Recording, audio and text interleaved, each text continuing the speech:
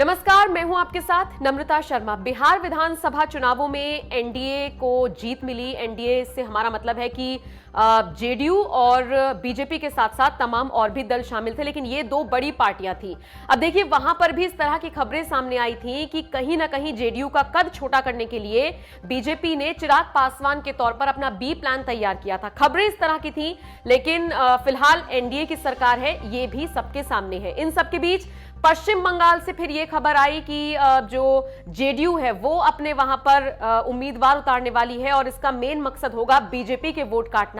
और इन सब के बीच अब जिस तरीके से अरुणाचल प्रदेश में जेडीयू के 7 विधायकों में से 6 बीजेपी में शामिल किए गए हैं, माना यह जा रहा है कि बीजेपी और जेडीयू में अंतर कलह है, मतलब कि उनके अंदर कोई ना कोई प्रॉब्लम सामने आ रही है दोनों पार्टीज के बीच में। और इसका फायदा अब कहीं ना कहीं आरजेडी उठाती हुई नजर आ रही है। और वो कैसे? बिहार में जगह जगह पर आरजेडी ने पोस्टर्स लगाए हैं। जहां पर आरजेडी का मुख्यालय है वहां पर भी पोस्टर्स लगाए गए हैं। और इन पोस्टर्स में क्या दिखाया गया है? दरअसल इसमें यह दिखाया गया है कि जो नीतीश कुमार है वो अमित शाह को गुलदस्ता दे रहे हैं और पीछे कुछ नेताओं की फोटो लगाई गई है जो बीजेपी के नेता हैं, वो उन्होंने खंजर लिया हुआ है। ये एक तरीके से ये दर्शाने की कोशिश की गई है आरजेडी की तरफ से कि दोनों पार्टियों के बीच में मनमुटाव चल रहा है, मतभेद चल रहा है और सिर्फ दिखाने के तौर पर ये पार्टियां साथ हैं। हालांकि जाहिर तौर पर आरजेडी की तरफ से अगर इस तरीके की निशानेबाजी की गई, इस तरह की बयानबाजी की गई, तो फिर पलटवार तो होना ही था।